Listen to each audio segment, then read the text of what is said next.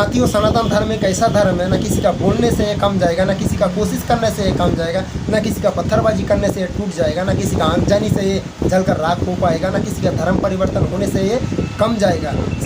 கொசு, டெங்கு காய்ச்சல், malaria, corona இதையெல்லாம் நம்ம எதிர்க்கக்கூடாது, ஒழித்து கட்ட வேண்டும். அப்படிதான் இந்த சனாதனம். तो दोस्तों, इससे बड़े बड़े आए कई चला गए, लेकिन सनातन धर्म को ना मिटा पाया है, ना मिटा पाएंगे, ना कभी भी मिटा पाएगा। एक वोटजीवी और नोटजीवी नेता ने कहा कि सनातन धर्म डेंगू और मलेरिया है, इसको ख़त्म कर देना चाहिए। उसके बाद और एक भ्रष्टाचार नेता ने कहा कि सनातन तो एक HIV है, दुष्ट रूह है, इसको ख़त्म कर देना चाहिए। एक्चुअल में अगर ये सनातन धर्म ख़त्म हो जाएगा ना, तो ये भारत का संविधान भी ख़त्म हो जाएगा, क्योंकि भारत का संविधान पूरे तरीके से सनातन धर्म पर आधारित है। भारत के संविधान के प्रियम्बल में लिखा है कि भारत एक लोकतांत्रिक देश है।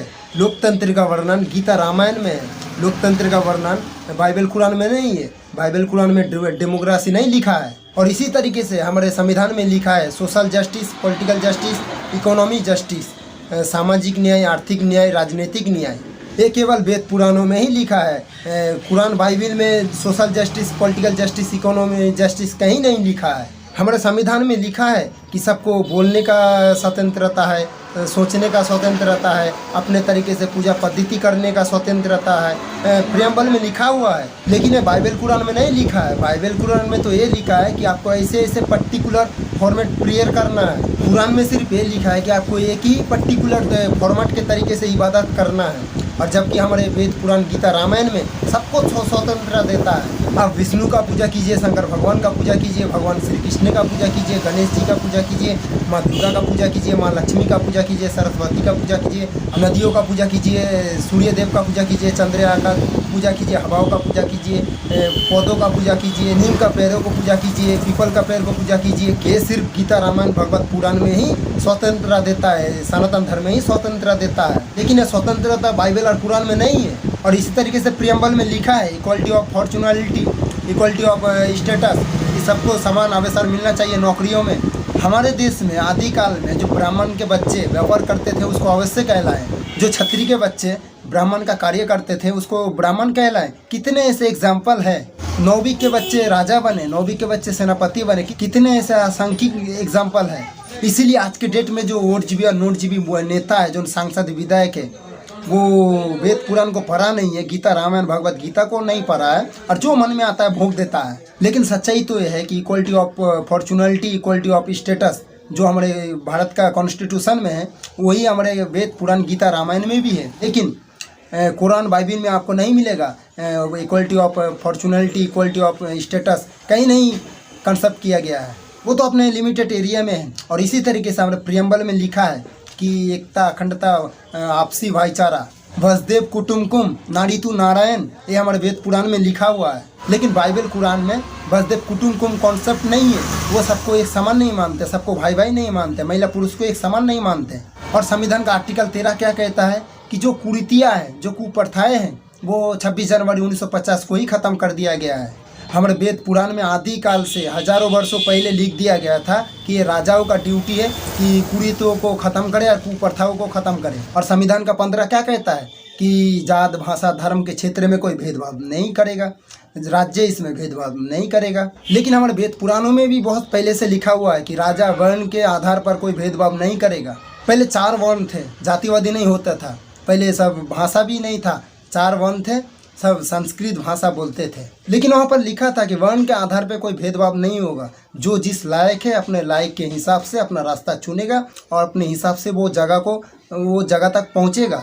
और आर्टिकल 15 में कहा गया है कि महिलाओं को विशेष दरवाजा देना चाहिए और महिलाओं को विशेष सम्मान देना चाहिए, और राज्य को यानी सरकार को महिला के लिए विशेष कानून बनाना चाहिए। हमारे वेद पुराणों में तो आदिकाल से लिखा हुआ है कि नारी तू नारायणी, एत्र रामंत्री पूजते रामंते तत्र देवता। हमने महिला पुरुष को समान माना ही नहीं, महिलाओं को हमने विशेष दरवाजा दिया। हमारे यहाँ जो त्यौहार होता है वहाँ कन्या का पूजा किया जाता है। 2 बार नवरात्रि में तो कन्या का पूजा ही होता है, ना कि किसी बच्चों का, किसी लड़का का पूजा किया जाता है। हमारे सनातन धर्म में देवताओं का नाम भी देखिए, सिया राम, राधे कृष्ण, तो गौरी शंकर। तो ये तो हमारे यहाँ प्रथा रहा है। और संविधान का आर्टिकल 15 भी यही कहता है। और इसी तरीके से संविधान का आर्टिकल 17 कहता है कि छुआछूत महापाप है। तो वेदों में भी लिखा है कि छुआछूत महापाप है। लेकिन आप देखिए छुआछूत तो इनफैक्ट आज भी चल रहा है, लेकिन आज तक खत्म नहीं हुआ। वैसे ही आप उदाहरण के लिए देख लीजिए कि सनातन धर्म में मंदिर में सब जा सकते हैं, ब्राह्मण, क्षत्रिय, दलित, वैश्य सब जा सकते हैं, कोई भेदभाव नहीं है। क्योंकि आप देखिए तिरुपति मंदिर में सब जाते हैं, वैष्णो देवी का मंदिर में सब जाते हैं, सिद्धि विनायक के मंदिर में सब जाते हैं। भारत में जितने भी प्रमुख मंदिर है वहाँ पर कोई भेदभाव होता है क्या कि इस मंदिर में ब्राह्मण जाएगा, इस मंदिर में दलित जाएगा, इस मंदिर में क्षत्रिय जाएगा? मंदिर सबके लिए खुला हुआ है। और उसी के साथ साथ आप देखिए कि श्मशान जो जलाया जाता है, तो वहाँ का श्मशान में क्या लिखा है कि ब्राह्मण को यहाँ पर जलाया जाएगा, इस श्मशान दलित के लिए है, इस श्मशान क्षत्रिय के लिए है, इस श्मशान ब्राह्मण के लिए, को नहीं, किसी के लिए नहीं। उसी श्मशान में सबको जलाया जा रहा है और उस श्मशान में देखा ही नहीं जाता कि यहाँ कोई ब्राह्मण है, कोई क्षत्रिय है, कोई दलित है, किसी को छुआछूत नहीं होता श्मशान में, फिर भी जलाया जाता है। और वैसे ही आप देखिए मस्जिद, सिया सुन्नी का मस्जिद अलग अलग होता है, एक दूसरे का मस्जिद में नमाज पढ़ने नहीं जाता है। सिया सुन्नी का कब्रस्तान अलग अलग होता है, एक दूसरे के कब्रस्तान में दफनाया नहीं जाता है। और इसी तरीके से क्रिश्चियन जो धरे हैं, दोनों धरे का चर्च अलग अलग होता है, एक दूसरे का चर्च में नहीं जाता है। और दोनों धरों का कब्रस्तान भी अलग अलग होता है, क्रिश्चियन का एक दूसरे का कब्रस्तान में नहीं दफनाया जाता है। और वैसे ही सनातन धर्म में देखिए कि 16 जो संस्कार बना है उसमें किसी के लिए भेदभाव नहीं बनाया गया है। और वैसे ही पर्टिकुलरली आप देख लीजिए कि मंदिर में ना किसी को जाने के लिए मना है, ना श्मशान में किसी को जलाने के लिए मना है। और संविधान का आर्टिकल 25 ये कहता है कि सबको रीति का स्वतंत्रता है, कुरीति का नहीं, प्रथा का स्वतंत्रता है, कुप्रथा का नहीं, धर्म का स्वतंत्रता है, धर्मांतरण का नहीं। और ये बातें हमारे वेद पुराण में लिखा हुआ है। हमारे वेदों में सबको धार्मिक स्वतंत्रता थी। आप किसी का भी पूजा कीजिए, भगवान किसने तो भगवत गीता में कहता है कि तुम किसी भी तरीके से पूजा करो, वो तुम्हारा पूजा मेरे पास आएगी। तुम शैव हो, वैष्णव हो, शाक्त हो, या किसी पेड़ पौधों का पूजा करते हो, नदियों का पूजा करते हो, सूर्य का पूजा करते हो या नहीं भी करते हो, उपवास रखकर पूजा करते हो या उपवास नहीं रखकर पूजा करते हो, द्वैध हो या अध्याय हो, कोई फर्क नहीं पड़ता। हमारे यहाँ कोई भेदभाव नहीं होता है। लेकिन बाइबल कुरान में है, कुरान में तो गैर मुस्लिम को जीवन जीने का अधिकार नहीं दिया जाता है, गैर मुस्लिम को समान नहीं माना जाता है, कुरान को लेकर सोचने का भी आज़ादी नहीं है, कुरान पे चर्चा करने का भी आज़ादी नहीं है, वहाँ बहस भी करने का आज़ादी नहीं है। तो साथियों, इतने प्यार से जवाब दिए उन लोगों को जो लोग हमारे सनातन धर्म को मिटाना चाहता है, हिंदुओं को मिटाना चाहता है, हिंदू संस्कृति को मिटाना चाहता है, पॉलिटिक्स में अपना जगह बना लेता है, कहीं और जगह पर पहुंच जाता है बड़े बड़े लेवल पर, और सनातन धर्म को ही लेकर टिप्पणी करता है और सनातन धर्म को मिटाने का कोशिश करता है। तो उन लोगों को एक छोटा सा बात बता देते हैं कि सनातन धर्म ना जिसका शुरुआत है ना जिसका अंत है, जब तक सूरज चांद रहेगा तब तक सनातन धर्म रहेगा। साथियों, मेरा बात से अगर सहमत है तो इस वीडियो को प्लीज़ सांसद विधायक तक जरूर पहुंचा देना। और अगर उन सांसद विधायक को जानते हैं या कुरीति वाले विधायक सांसद को जानते हैं जो सनातन धर्म को मिटाने का कोशिश कर रहा हो, उनके पास इस वीडियो को जरूर पहुंचा देना कि सनातन धर्म में ऐसा क्या है और सनातन धर्म क्या सिखाता है और सनातन धर्म विश्व के बारे में क्या सोचता है, सनातन धर्म दूसरे धर्म के बारे में क्या सोचता है, सनातन धर्म महिला पुरुष के बारे में क्या सोचता है। सनातन धर्म ही एक ऐसा है कि सारे विश्व के बारे में सोचता है, महिला पुरुष को एक समान मानता है और सारे धर्म को एक समान मानता है, सारे धर्म को सम्मान देता है। तो साथियों, आज कुछ दिन से करुणानिधि का पोते यानी कि MK स्टालिन का बेटा है उदयनिधि, जो तमिलनाडु का मुख्यमंत्री का बेटा है, अपने आप को क्या सोचता है पता नहीं, लेकिन इससे बड़े बड़े मुगलों ने हमारे सनातन धर्म को मिटाने का कोशिश किया है लेकिन हार माना है, मिटा नहीं पाया है सनातन धर्म को। और एक मुख्यमंत्री का बेटा, ये तो हिंदुओं के सामने तो एक छोटा सा मच्छर है और फिर भी कोशिश कर रहा है कि सनातन धर्म को मिटा देंगे। तो दोस्तों, इससे बड़े बड़े आए कई चला गए, लेकिन सनातन धर्म को ना मिटा पाया है, ना मिटा पाएंगे, ना कभी भी मिटा पाएगा।